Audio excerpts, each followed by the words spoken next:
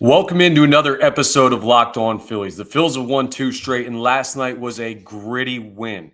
And that's what they're going to need more of when October comes. We'll talk about it on today's episode.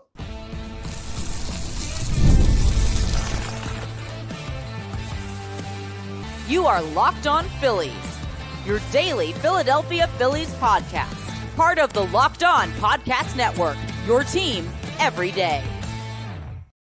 Yes, this is Locked On Phillies. I'm your host, Connor Thomas. Thank you so much for joining us today. We come to you as part of the Locked On Podcast Network, your team every day. You may know me for some of my other work in the sports talk space. I've been on air over at 97.5 The Fanatic, doing sports talk radio here in the great city of Philadelphia for over 5 years. I've been a credentialed Philadelphia Phillies media member for 4 seasons, and this is now my 4th year as the host of Locked On Phillies. Please make sure that you're rating and reviewing if you're listening to us in podcast form. You can get us wherever you get your podcasts. And also, if you're checking us out on the YouTube, you can watch the podcast. New camera today. I saw the comments about the quality of the picture not being up to snuff, and it was past due that I got a new camera to set up everything. You know, these things go on you, and they lose quality every once in a while. So got a new camera. Hopefully the visual is good for you there, because I all know you want to see my smiling face, especially after a Phillies win. But make sure you're subscribing to Locked On Phillies and hitting that like button as well. It'll get you notifications when new episodes are posted, so it helps you out. It's free and easy. It also helps us out here on Locked On Phillies. Today's episode is brought to you by 5 Hour Energy. You can enter for a chance to win a dream golf trip for 2 to any golf tournament in the USA. Visit 5hewin.com for full rules and entry. No purchase necessary. Excludes the Masters tournament. Ends October 31st, 2025. So the Phils have now won 2 straight, coming off of that dreadful series in New York. And last night was a bit of a different style win than putting up 19 and Kyle Schwarber hitting 4 homers. It was one of those gritty, grinded out wins. And I'll tell you right now, I honestly have no idea how the Philadelphia Phillies won that baseball game.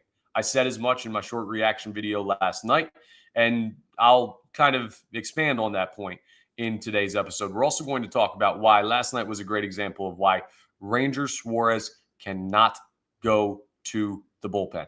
He has to start. He has to be in the playoff rotation. At least that's how I see it right now. And we're going to preview Game 3 with the Braves as the Phils go for the series win and try and continue to knock down the magic number. I believe the magic number for the NL East is 23 games as we sit here today while I'm recording this, which is Saturday at around 3 p.m.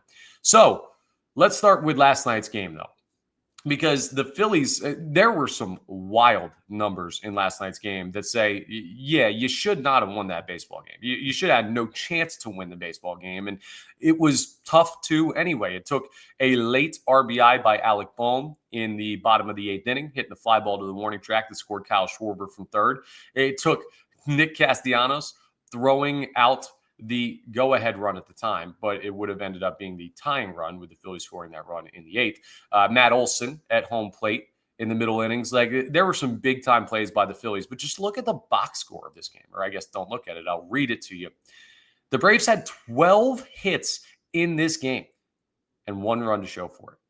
That is big-time stuff by the Phillies. Now, we've seen this from the other side far too often. The Phils get all these hits and have all these runners in scoring position, and they just do not cash in. The Braves were 2 for 12 with runners in scoring position. But when you're sitting here on the other side of it, you also get a chance to realize, okay, it's a great job of working out of danger that goes into that as well. It's not just one team's incompetence. It's another team's competence. And the Phillies were big time in big time spots last night. Now it is still the Braves. They do still have a record of 61-74. But they've been playing darn good baseball lately, and they do not look like a good team against the Philadelphia Phillies, or at least not a team that's as good as the Phillies, and they shouldn't. And a lot of credit last night goes to the Phils for scraping out what they can. 6 hits, not ideal, especially against a guy in Bryce Elder, who started for Atlanta, who has not been good this year for them. You didn't really get much production outside of Kyle Schwarber, Bryce Harper, and Brandon Marsh. In fact, the only other player outside of those 3 that had a hit in the game was Bryson Stott. So, yeah, it was a quiet night at the dish for guys like Trey Turner, Alec Bohm, who did have that big-time sac fly in the 8th inning that we talked about. Nick Castellanos 0 for 3, Max Kepler 0 for 4, Rafael Marchand 0 for 3, even though we know when he's in for JT, he's more back there as a defensive guy, and you don't really look for a lot of offense from him.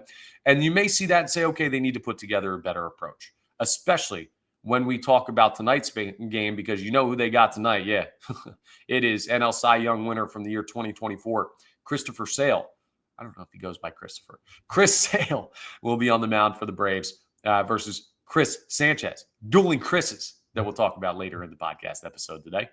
But you'll need to have a better approach tonight. It was really well done, though, to like scrape across what you needed.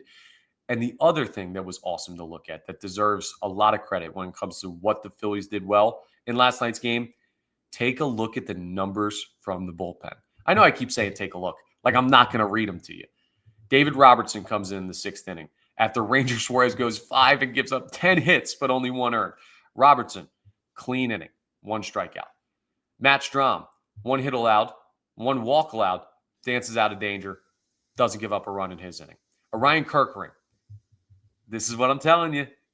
You can't put him in spots where he inherits runners, but he gets a clean inning in the 8th, and he was pretty darn dominant. He gave up a hit, struck 1 out, never really got into too much danger. He looked sharp last night. Kerkering did. And it's just one of those weird things, right? He doesn't do well with runners on base when he comes into games. That's not new, right? For anyone who sees that and is like, that shouldn't happen. That's annoying. That's bad for a high leverage reliever in a bullpen for a team that has World Series expectations. You're absolutely right. Ideally, you throw your best arms in the best spots for them, right? Or like the best spots for the team, I should say, whether that's runners on base or not. But sometimes you have to make concessions. And for the Philadelphia Phillies, they need to just throw Orion Kerkering in clean innings. Now, was last night not a big spot in the 8th inning of a tie ball game at the time? And shout out Kerkering. He ends up getting the win last night. I'm calling him clean inning Kirk now. We'll see if that catches on. I doubt it. But, hey, you just tweet random stuff out and see what sticks. But bottom line is this, right? You can make that concession. You can throw him in clean innings, in big spots, and say, go get him, kid. But I just wouldn't use him in a spot where you're relieving another reliever or relieving a starter unless you're in like a major, major pinch. Now, all of that could go out the window in October. But for right now, only clean innings for Orion Kerkering. The kid will be just fine. And maybe the confidence that he will build because he is clearly better in those spots will then allow him to feel better in the spots with runners on. I don't know. That's just a theory. We will see how it works out.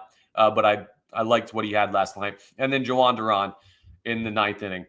No worries whatsoever. 2 strikeouts. I don't know what it is with the Mets. Like everything that I see says more and more that Jason Stark thing that we talked about, hey, the Mets have tells, specifically on the Phillies relievers, but maybe on starters as well. It seems so evident with the way that the bullpen threw last night against the Braves, who still have dangerous hitters. They do. Their record is not good, but they have guys that you work like Matt Olson steps to the plate. I don't feel good about that. Ronald Acuna Jr. steps to the plate. I don't feel good about that. Marcelo Zuna steps to the plate. Ozzy Albies. Like you look at some of the guys that they trot out there, and they're quality major league hitters. And the Phillies bullpen pieced them up last night. Turns out Duran is fine. Turns out Kerkering is fine if he doesn't have runners on. Turns out Strahm and Robertson can get you through 6th and 7th innings. And Strahm can throw in higher leverage. And I think Robertson can throw in higher leverage as well than what they got last night. But it was a tight game. And Ranger gave up a bunch of hits and his pitch count was up there. And Rob Thompson said, hey, let's hope I press the right buttons tonight. And he did. So credit to Topper for also going with the guys in the exact spots where I think he should have gone with them. It was a masterclass by Rob Thompson. He deserves credit. We rip him for things like, I don't know, the series against the Mets and the stuff he doesn't do well. We got to credit him when he puts together a game like that. You know what's funny? I forget what game it was. Was it game 2 of the series with the Braves in 2023 or game 1 where Ranger Suarez only went 3 innings? And then, you know what? It might have been game 1. Only goes 3 innings. And then Rob Thompson goes through the bullpen and just everybody like rolls on through and takes care of business. And they end up winning that game in a low-scoring affair in the postseason on the road. Like this last night was very similar to that type of environment, right? Or that type of feel, I should say. Not the environment, because obviously they were at the bank. But That's the kind of stuff you have to be able to do if you're going to win in October. Games like that. And last night, the Phillies got the job done. Now, against tougher pitching and tougher overall competition, it will be a tougher task, logically, right? And we'll see tonight how they do against Chris Sale and whether or not they can just create more offense so we don't have to play that type of game. But that was a good example of like, okay, this team has been here before. They have done this before. There should be a level of confidence in that clubhouse that they can win games like they did last night. The only problem is that confidence transferring over to the fan base because we still hold so much the scars of past postseasons, the Mets series from earlier this week, all of that stuff. So I'm not telling you, see, the Phils are fine. What are you worried about? I was worried about, and I still kind of am, right? But the further we get away, the more games they win in the wake of that series in New York, the more you remember, okay, yeah, this is still a very good baseball team. They just have some things, maybe fatal flaws. Maybe it's just a minor flesh wound. Shout out to the Monty Python fans out there. But we'll find out in October. We're not going to know now. And we're just going to have to hang on for the ride. And we'll see. Still got a month's worth of baseball to play. So we still will have more to figure out about the Phillies. But there's one thing I am certain of, dead certain of. And the last time I was dead certain of something with Ranger Suarez, it was that he was not going to be traded at the deadline. I put my name on that. He didn't get traded at the deadline. It's the same reason why he needs to be in the rotation, not the bullpen, for October. We will talk about that coming up next as we continue today's episode of Locked On Phillies. All right, let's talk about our friends over at Zippix, one of our newest friends here on Locked On. If you need a boost to power through the day without reaching for another cup of coffee or an energy drink, that's where Zippix caffeine toothpicks come in. Instead of the crash you get from sugary drinks, Zippix gives you a clean, convenient burst of caffeine anytime, anywhere. And if you're looking for that nicotine satisfaction as well, they've got Zippix nicotine toothpicks too. Great flavors on all of their toothpicks. I've been ripping these, the energy ones. I was down the shore last night. If you watch my immediate reaction video, I was down at my sister-in-law's family's beach house down in North Wildwood. Shout out North Wildwood. I know a lot of people here are probably listening down the shore on this Labor Day weekend. But I was tired on the way back, and I ripped one in the car, got that energy boost that I needed to make that 2-hour drive, or hour 45 back to Philadelphia so I could sit down and do the podcast for you. They're great because they're pocket size, they're discreet, they're easy. You can take them anywhere. Their flavors are awesome. So if you're ready to try them, and you should be, go to zippixtoothpicks.com and use promo code LOCKEDON for 10% off your first order. That's zippixtoothpicks.com, promo code LOCKEDON. Zippix spelled Zippix. Zippix Toothpicks, energy and focus anytime you need it. Oh, and let me tell you a little bit about this survey we're running here on Locked On currently. This is not just Locked On Phillies. This is not just Locked On MLB. No, it's everything. We have an important request. Locked On wants to hear from you. We put together a survey to learn more about our listeners and make your favorite podcast even better. This is your chance to tell us what you like, what you don't, and answer questions about our advertising as well. Go to lockedonpodcast.com/survey to get started. Everyone who completes the survey will be entered for a chance to win one of 10 $100 Amazon gift cards. Again, that's lockedonpodcast.com/survey. You can also find the link in the show notes. Thank you very much for helping us out. If you do complete that survey, we would very much appreciate it. I appreciate Ranger Suarez and the makeup of this young man. Now, I'm not saying the Phillies need to pay him and give him a long-term contract after this year. I still think we're seeing the final season of Ranger Suarez as a member of the Philadelphia Phillies. And I don't want to come on this podcast today and be like, great job, Ranger, giving up 10 hits in an outing and only getting through 5 innings. But he only gave up 1 run. And when I said, hey, the bullpen work by Rob Thompson kind of felt like the Braves game of 2023 when Ranger started and only went 3 innings. The Ranger Suarez performance last night reminded me of Game 5 against the Mets last year, where he was in danger every single inning. And he just kept dancing and dancing and dancing and eventually loaded the bases. Carlos Estevez comes in. We all know what happens from there. We don't need to relive that nightmare. We've already got new nightmares to worry about from this season. But my point is this. Ranger Suarez has that uncanny ability to just even when he doesn't have his best stuff, have games like you saw last night. He clearly did not have his best stuff. Now, I will say the hard hit percentage was super low. It wasn't like people were crushing the baseball off of him. He wasn't giving up balls hit to the wall left and right. There were a lot of just like dink and dunk off the end of the bat, off the hands, floaters that just dropped in between the infield and outfield. Now, what does that say about the Phillies outfield defense? And we have a budding story on that. Nick Castellanos apparently not happy that the Phillies went to a defensive replacement again. He said as much to media after the game. That's a problem for another time, but it is something that you hear from Castellanos that we're going to have to discuss if it continues to be a sticking point in this whole outfield strategy that Rob Thompson is working with. But back to Ranger and the point that we're talking about here, why Ranger Suarez needs to start and not go to the bullpen is because of that right there. Like, I know that he's going to have rough starts at points through the rest of his career, maybe through the rest of this year, potentially in the postseason. But you got to work with what you got. Zach Wheeler's not walking through that door. So what are your better options? Because I know that when Nola blows up, Nola blows up. I know that when Jesus Luzardo blows up, that dude implodes. And I'm not saying they can't start in the postseason either, right? But I'm just saying that with Ranger, like if Aaron Nola gave up 12 hits or 10 hits or whatever, double-digit hits, we'll just call it, the Phillies are losing that baseball game. He's given up 5. He's given up 6. I feel the same way about Jesus Luzardo because they're just different kind of pitchers, right? They don't have the kind of side-to-side movement that Ranger brings, the soft contact ability and everything. And also, he doesn't really throw that hard. So the harder it comes in, the harder it goes out when it comes to pitching. That's the old adage. Softer, maybe the softer it comes out. And we saw that with the exit velocity on some of the Braves at-bats last night.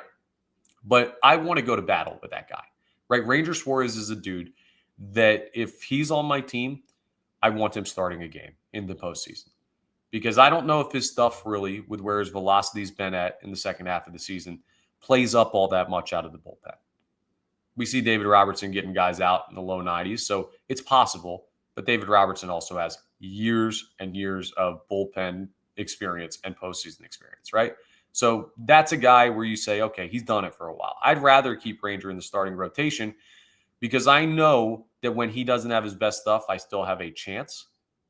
I'd rather him just have his best stuff, like 10 strikeout game, 11 strikeout game in his past 2 starts before last night. I'd much rather have, don't get me wrong, that version of Ranger Suarez. So he needs to be better. But he's one of the guys in the rotation that I look at and say, at not his best, he can still win. When Aaron Nola is not at his best, you're not winning. When Jesus Luzardo is not at his best, you're probably not winning, right? When Cristopher Sanchez is not at his best, you can win a ball game because he's just got that good of stuff right now. And Ranger Suarez is another guy that when he's not at his best, he can find a way to miraculously avoid blow-up spots. And that's something that's not just new from last night. We saw it last year. We've seen it in his major league career with the Phillies. So would you keep Ranger in the rotation? I'd love to hear you in the comments, or rather read your thoughts in the comments as to that. Like, are you where I'm at, where you look at some of the other guys and say, okay, well, if Luzardo goes to the bullpen, I think his stuff plays up. And I don't know how much I trust him overall to not have a blow-up start in the postseason. If Aaron Nola, well, he's not going to the bullpen because he's never thrown out of the bullpen. But that guy could potentially be a major boon or a major problem. Ranger is one of those guys that I feel like he never really turns into too much of a problem unless he's dealing with something or he's got like fatigue or whatever. And it seems like we're out on the other side of that. So I would keep him in the playoff rotation. I'm not saying I would have him start game 2 necessarily, but I am saying he's one of the 3 or 4 arms that I want. It's not as ideal as we thought it could be if Wheeler was still healthy and some of these guys were pitching up to what they looked like earlier on in the season. But for what the Phillies have at their disposal currently, I think that's probably one of your best 3 options in the postseason, at least starting. And if you have to get him out early, that's on Rob Thompson to do what he did last night and try and manage his way through those games. Every team has to do that, where you have those tough, gritty games and find a way to win. And Ranger Suarez is a guy that I want in those spots. Unflappable, never seems to be bothered by anything. And that's a major asset to have in your rotation in October. So what would your playoff rotation be? Maybe you don't have to go that far in the comments, but how do you feel about Ranger Suarez being a part of it? I'm 100% sold that he should be.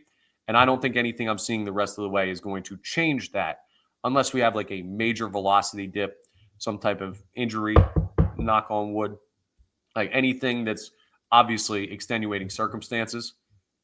I'm starting Ranger. Game 3, maybe Game 2, even if it's Game 4 of an NLDS or NLCS. Coming up next, we are going to take a look at a major pitching matchup tonight as the Phils go for the series win in a 4-game series over the Braves. If this was 3 games, they'd be going for the sweep. But no, they got 4. They'll get the Braves again tomorrow. But we talk about tonight. We got a Chris-off, crisscross, battle of the Chris's, whatever you want to call it. Sanchez Sale. We discuss next here on Locked On Phillies. But first, let me tell you about 5-Hour Energy. It's time to fuel up and turn it up with 5-Hour Energy Transfusion. This grape, ginger, and lime-flavored shot brings the iconic taste of a golf course favorite to a non-alcoholic boost. Perfect for sinking birdies or making great memories with friends. It's a hole-in-one for your energy game. Whether you're out on the course or you just need a little extra push to power through your day, 5-Hour Energy Transfusion delivers the clubhouse flavor you love without ever leaving the green. Phil's play Sunday Night Baseball tomorrow night.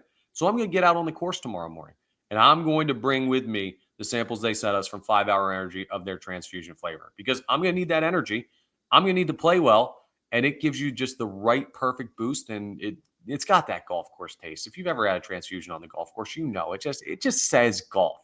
It's perfect. And golf is all about good times with good people and good flavors. And that's why the grape, ginger, lime flavor of 5-Hour Energy Transfusion gives you the best parts of your clubhouse go-to, I should say, without leaving the course or chasing down the Bev cart. Now you can amp up the fun even more.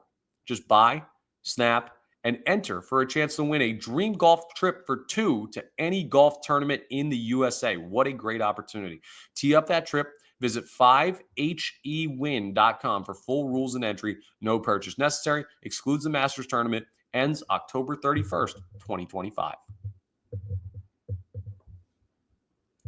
This is an awesome pitching matchup that we have tonight. And while the Braves are not playing good baseball against the Phillies currently in this series, even though yesterday was tight, obviously they get smoked game 1, and then it was a tight one, but they just can't create any opportunities really offensively or cash in on opportunities, I should say, in game 2. It could be the greatest team on the Phillies could be 140 whatever and 0, and the Braves could be 0 and 140 whatever. But if you see Chris Sale and Cristopher Sanchez on the mound, that is must-watch baseball. They are 2 great arms. And even though Sale is not having the year he had in his Cy Young campaign last year, listen to some of these numbers, man. 2.52 ERA, 89 in the third innings pitched, 114 strikeouts. Wild numbers. Only giving up 7 home runs. Cristopher Sanchez, on the other hand, 2.66 ERA. It's only 0.14 higher. He's got 173 strikeouts and 162 in the third innings pitched. So Chris Sale, better strikeout rate. Cristopher Sanchez, more innings, so higher strikeout number. They're both just absolute monsters, though. And we know that Sale has been hit around in the past by the Phillies. We know he's also shut down the Phillies, as well as pretty much every other team in baseball. So how do you win a game like tonight? Exactly how you won the game last night. That should be the strategy, right? And you should execute it better. 1, table scraps, whatever you can get. I'm not going into tonight's game saying, well, I need Kyle Schwarber to go yard. I need Bryce Harper to hit a ball into the upper deck. I need JT Realmuto to hit another nuke like he did. I need Max Kepler to go yard. I don't think Kepler will be playing because tough lefty and Sale. But my point is this. You're not searching for the home run tonight. You're putting together good at-bats. You're scraping across literally anything that Chris Sale will give you. You're finding a way to get the pitch count up and get to the Braves bullpen, which has been heavily taxed in this series, especially with that first game where they had to run through a lot of guys when the Phils put up, 2 touchdowns and then 2 field goals, field goal and a safety, 19 runs, that is. So you got to do that. And I'd like to see them be more effective at it even than they were last night, because 2 runs ain't going to get the job done very often at the major league level. Now, with Sanchez on the mound, it might. And we'll talk about him in just a second, because there's something I need to see from Cristopher as well, coming off of that Mets series where he was uncharacteristically upset with himself. But we'll get to that in a second. Against Bryce Elder, I thought the Phillies' approach needed some work. I thought they had the right idea, and getting a gritty win, you're never going to complain about that, right? But against Chris Sale, that ain't going to get it done. Those little hits that you find are going to be fewer and further between against a pitcher of this caliber. So work the pitch count, put balls in play the opposite way when you can, draw your walks. And they're going to walk you? All right, toss your stuff to the side. All-star bat boy Adam will come out and get it, walk down to first base, right? Don't try and do too much against Chris Sale, because that's when you get yourself into trouble. So that's the approach for the Phils tonight. And we will see, again, with the lefty on the mound, I would expect that they're going to go righty heavy. We actually probably already have the lineup. Give me 1 second to take a look at this. Yeah, Turner leading off, Schwarber batting second, Harper batting third. Nothing surprising there. JT Realmuto batting cleanup, Alec Boehm playing third base, batting fifth. Nick Castellanos back in right field after his comments about being frustrated about the defensive replacement. Not surprised that he's back out there batting sixth. Harrison Bader batting seventh, playing center. He should be playing every day, but I've already made that case. Edmundo Sosa getting the start at second base, batting eighth, and Weston Wilson in left field. Probably could have told you that without reading the lineup. All those hey, maybe you start a lefty against a lefty just because that guy's hot.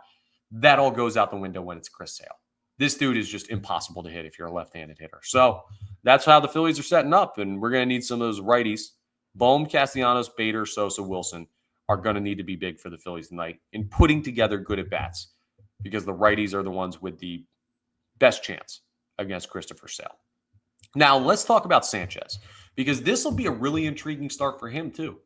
Not because the Braves are this great, great team this year, but he showed the first signs of mental, I don't want to say mental fragility, but just a little bit of a chip or something in the armor of his mind. Cristopher Sanchez is Ranger adjacent. Now, Ranger, I feel could be almost run over by a car and his heart rate would be the same. Sanchez does get a little bit more excited. But when I say a little bit more, just the tick, he is one of those guys that you've seen in his Phillies career not let anything faze him. And he was majorly fazed in New York earlier this week. Kicking a trash can in the dugout, very, very upset, caught on camera. That's not like him. And sometimes when you start doing that, you turn into what Alec Boehm was last year, which is everything snowballs. I get more upset. I slam my helmet. I'm mad at myself for slamming my helmet because I know I shouldn't do it. Then I'm more angry at myself. I'm mopey. I'm down on myself. And the next thing you know, the team is trying to trade you in the offseason. I'm not saying they're doing that with Cristopher Sanchez, but you got to be careful to not let that become a trend.